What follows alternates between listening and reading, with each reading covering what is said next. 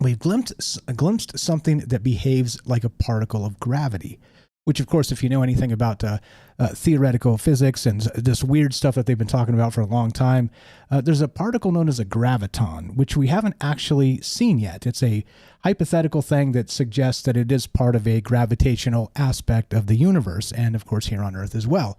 But we haven't actually ever found one, okay? It's just sort of a theoretical construct, which, if you're talking to me, this is the type of stuff I love. But it seems like they've glimpsed one in a semiconductor. I was going to say superconductor, semiconductor, oddly enough. So physicists have been searching for gravitons, the hypothetical particles thought to carry gravity, for decades. These have never been detected in space, but graviton-like particles have now been seen in a semiconductor. Using these to understand gravitons' behavior could help unite the general theory of relativity and quantum mechanics, which have long been at odds, which is exciting stuff if we can look at the quantum world and the macro world and seem to put the pieces together where everything starts to make sense. Amazing stuff, right? And that's the first one. I saw this and was like, okay, this is from a few days back, and it's pretty wild. But then this other one popped up, and I thought, what the hell is going on? Now, the graviton, keep it in your back pocket for a moment. We also have this. This is from iflscience.com. All these links are going to be in the description down below if you want to check it out. Headline is this: to make a human, you probably first need a gravitational wave. Oh, yeah, that seems fine, right? With only a few elements, life will find a way. But something as complex as us may take all of the universe's weirdness. Oh, strange. Almost like we've been talking about this type of thing very often for the last several months now. And maybe even with the sort of a cosmic morphic resonance or morphogenetic field from Rupert Sheldrake we talked about when we had the Fourth Way on the show. Shout out the Fourth Way if you're out there. Great stuff. Keep up the good work. And a lot of ways to look at this. And this is what got me going. Like, wait a minute now. So are you telling me that out of some basis of cosmic evolution, there's going to be a situation where we were sort of, well, spawned, grown, evolved, whatever you want to call it, through gravity itself? Or gravity was basically the lucky mud, the mixture that made us from inanimate dust, stardust, as they say, to, living, breathing human beings. Shout out to all the lovely living, breathing human beings out there. Yeah, I don't know. Right. So this is where we begin. A couple ideas here. Thinking about gravity as sort of the agitating factor in a cosmic evolution, which of course would mean specifically that there's something happening in terms of, let's say, a shared evolutionary space or aspect of the cosmos itself, in that maybe we aren't evolving by ourselves on Earth, sort of in a system or in a maybe an earthbound vacuum as described, but maybe this evolutionary aspect of things is universal, meaning that it kind of think of the Star Trek world where you have humanoids. You got the Klingons and the Romulans and the Vulcans, and everybody's got 2 arms and 2 legs, and they're mostly the same, but they're a little bit different, and culture's going to be different, and technology's a little different. There's a lot of weird things there, okay, with the Star Trek universe, but you see what I mean. I do wonder if the evolutionary aspect of this is a little more, let's say, cohesive in the larger sense between even other worlds and other entities, which brings us back to the Starseeds. Now, the first question I have for you guys tonight, and I'm going to read the cosmology here that I've created after the quick commercial break. As you know, we'll get a word from our sponsor in a moment here. But the question is this, right? If we're talking about sort of an evolutionary aspect of life itself that goes back to the very beginning and is in the same space, and I don't mean like the same, universe, I mean sort of in the same slice of evolutionary aspect, then maybe, just maybe, we sort of live in a Star Trek universe after all. And maybe we are waiting for first contact. Who really knows? We'll get back to that in a second, and I'll read you the cosmology, which is pretty wild considering we're going to start with gravitational waves tonight. And the very beginning of things, as you know me, we're talking about the cosmic forge tonight, and going all the way back to the beginning, of course, because this is my own cosmology. This is something I was thinking about and what this looks like, let's say, in a Tolkien-esque sort of a way, okay? If you're wondering about, let's say, gravitational waves as the basis of the evolutionary force in the universe, or gravitons as, again, not quite yet discovered, but almost discovered within these semiconductors, Well, what the hell's happening here? There's a couple things came to my mind, of course, specifically, the simulation theory. We're like, okay, so we can't actually find a graviton here in the cosmos, but suddenly we're finding these things in our own technology, which is weird, or something similar to them, something we can model after, something to look for in the cosmos itself. It's almost like, kind of opening a Jack-in-the-Box toy and finding, oh, I don't know, like a black hole. You know what I mean? It's just really strange that it's sort of an inversion of the beginning itself. It's so odd. Anyway, so here's where we begin, ladies and gentlemen, boys and girls, men in black, reptilians, and all the rest. Before time was measured in days, there existed only the boundless. Oh, come on. 1 second. This thing is in my way. These little AI baubles are great, but they're always in the damn way. Okay, so before time was measured in days, there existed only the boundless cosmic sea, the great vastness where reality was but a swirling mist of potential. Within that swirling nebula slept the elder star, its heart an engine of creation, its fiery breath the blueprint for existence. But the elder star was not eternal. In a cataclysmic sigh it shattered, casting its essence across the cosmic sea. This was the first sundering, a cosmic echo that rippled outward, waves of force that would shape all that was yet to come. Fragments of the elder star imbued with its fiery power hurtled through the void, becoming beacons in the darkness, and the younger stars were born. What's up, guys? I see you in the chat. Hang tight. Be right back reading this cosmology. As the fledgling stars ignited, they churned the cosmic sea, and from the remnants of the elder, worlds coalesced. Oceans of stardust pooled and swirled, sculpted by unseen tides that surged and ebbed with the rhythm of the cosmos. These were the currents of the Weaver, capital W, the Weaver, the force they called gravity, those whose touch shaped the dance of matter. Upon one such world spun from stardust and touched by the Weaver's hand, life flickered into being. From the depths of oceans, not of water, but of the cosmic sea itself, arose the first creatures. They were shapeless and strange, beings of flux mirroring the nature of the young universe. Yet, even then, the Weaver whispered in their forms, an echo of order amidst the chaos. Ages unfolded, and the creatures of the cosmic sea changed, twisted, and reformed. Destruction was ever upon their heels, for stars die, and with their passing, some worlds were consumed by fire or cast into the frozen void. Bear with me, it's a little bit longer here, and we're almost done. The Weaver's tide surged, shaping and reshaping existence with each cosmic breath. Yet from this crucible emerged something extraordinary. A creature, born of stardust and sculpted by the ceaseless tides, crawled forth from the embrace of the cosmic sea. It stood upright, reaching for the distant stars, its eyes twin mirrors reflecting their eternal fire.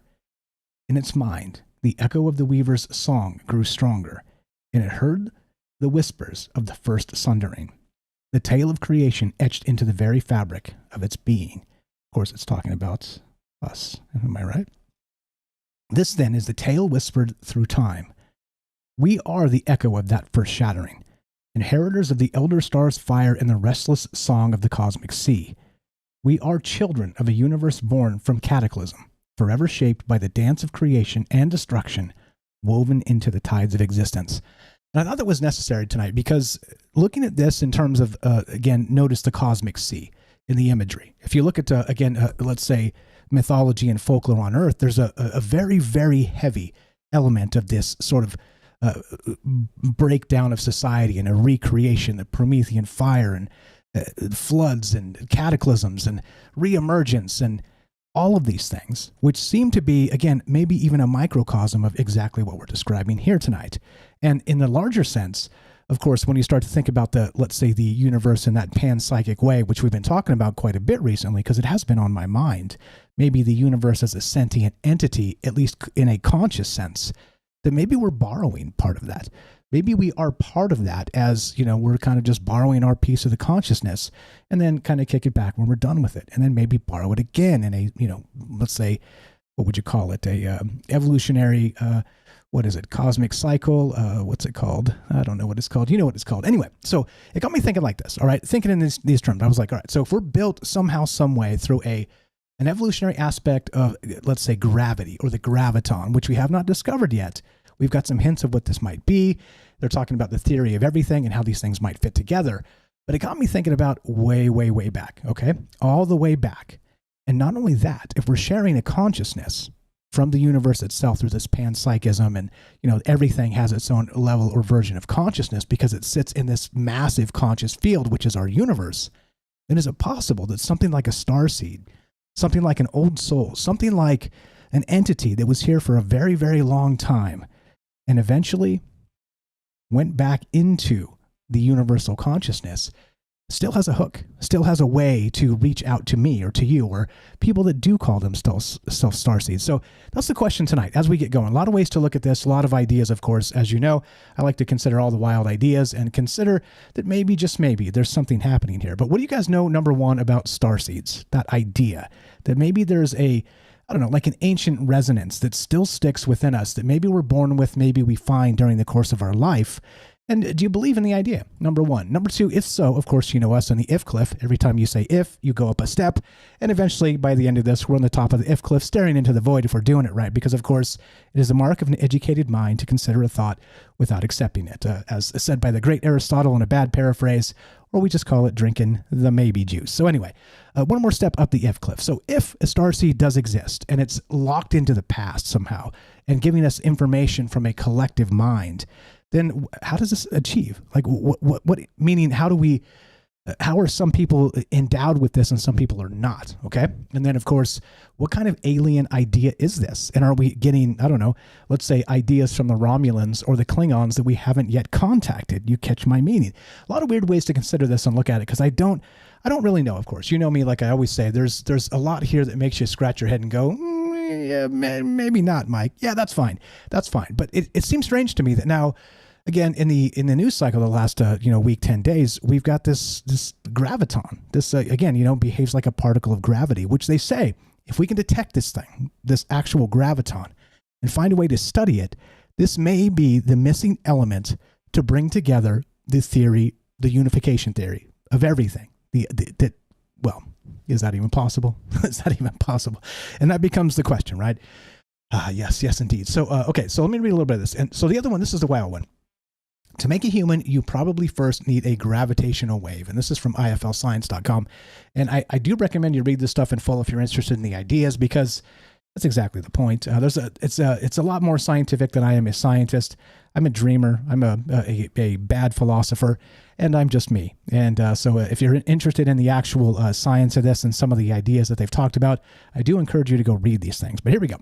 So as far as we know, just a few elements are needed for life: hydrogen, carbon, nitrogen, oxygen, and phosphorus, with sulfur almost as ubiquitous. Some simple life forms seem to get by on these alone. The first were formed in the Big Bang, and the next three are the product of helium fusion within the lifespan of ordinary stars. This is straight from that article by IFL Science. Phosphorus has been detected in the supernova remnant Cassiopeia A, confirming astronomers' confidence that, like many elements, it is formed in these stellar explosions. Supernovae also produce sulfur, as well as greatly increasing carbon and oxygen abundance, dispersing all these products widely. Mammals rely on at least 20 elements to make our teeth, bones, and organs. The authors of a paper submitted to Proceedings of the National Academy of Sciences, or PNAS, but yet to complete peer review, note that 2 of these are thought to take more than a supernova to make them. Instead, being a product of the R process that occurs in kilonovae, the mergers of neutron stars. The plot just thickened, of course, right? This observation has been made before, but the authors point out that neutron star mergers are a product of gravitational waves. Ah, yes. The chance of 2 objects as small and rare as neutron stars happening to run into each other in the vastness of the universe is vanishingly small. Back to the old, the universe is a little more perfect than, or a little too perfect for our liking, right? For us, for our perfect little existence here on Earth, whatever, you label perfect as you will. But anyway, so neutron stars are the product of a supernovae not big enough to produce black holes. When 2 stars of 10 to 25 solar masses form in a binary system, each can become a neutron star. Provided neither explosion is so forceful as to expel the companion, the two will continue to circle each other. Okay, get the idea, right? So they're saying that without this sort of element happening and these gravitational waves coming into the picture with these neutron stars circling each other and possibly colliding and creating, well, dare we say, that cosmic resonance we've discussed so recently, and I've wondered about if there's a sort of a unifying force in what is the term? Biological evolution in the cosmos. And do you think, as another question, another wild question, let's take another step up the if cliff, that just maybe, there's a Star Trek cosmos out there with Klingons, Romulans, and all the rest? Because, of course, to me, that would be the wildest bit of all of this. Or maybe a Stargate-style universe. You guys seen some of this weird sci-fi that's on the late night now, all those great reruns. But a lot of it's based on these, humanoid-style life forms. And it does make me wonder if, again, is it a human construct, or is it possible that maybe, just maybe, if we're talking about an evolutionary aspect of gravity itself, the graviton, gravitational waves, as sort of forming all life in the cosmos, that maybe it's all a lot more similar than we ever expected. And of course, maybe I'm entirely wrong, but you know me, I'm not worried about that at all, because we're thinking ideas here. And what about that starseed? And what about the evolution of consciousness? And what makes a particular individual more apt to maybe tune into this cosmic morphic field? Or again, the panpsychist version of, a universal actual consciousness. And that's where we're at tonight. That's what's on my mind. I hope you guys are doing well. Again, thank you so much for participating in the Rohan show on Sunday night. I did get a shout out Jay in New York, and shout out the Rohan's family, Paul's family out there. They've listened to the show. They've all what would you call it?